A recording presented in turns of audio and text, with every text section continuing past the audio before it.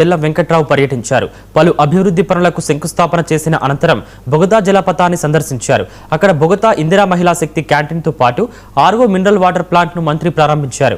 మహిళల ఆర్థిక స్వావలంబనే ఇందిరా మహిళా శక్తి పథకం లక్ష్యమని మంత్రి తెలిపారు. బొగతకు వచ్చే పర్యాటకులకు నాణ్యమైన ఆహారం అందించడమే క్యాంటీన్ ఏర్పాటు ఉద్దేశమని పేర్కొన్నారు.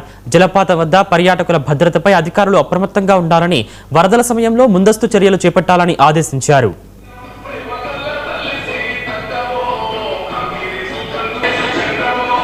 మరి మా ములుగు జిల్లాలో భద్రాచలం నియోజకవర్గంలో ఉన్నటువంటి బొగతా వాటర్ ఫాల్స్ కు రోజుకు అంటే సండే క్లాస్ హాలిడేస్ వస్తే మినిమంగా 2500 నుంచి 5000 పాపులేషన్ కూడా వస్తూ ఉన్నారు. వారందరినీ కూడా మనస్ఫూర్తిగా స్వాగతిస్తూ ఉన్నాం.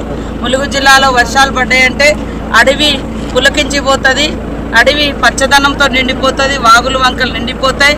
అక్కడ గట్టమ్మ కాడ మొదలు పెడితే బొగతా వాటర్ ఫాల్స్ దాకా ఎన్నో గొప్ప చారిత్రాత్మకమైనటువంటి మరి కట్టడాలు ఉన్నాయి.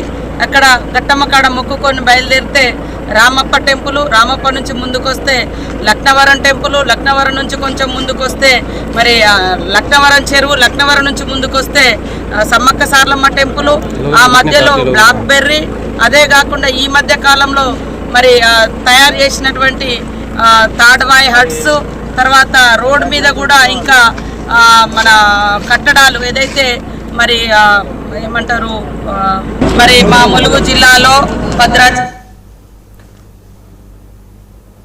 అమరావతి రాజధాని సీడ్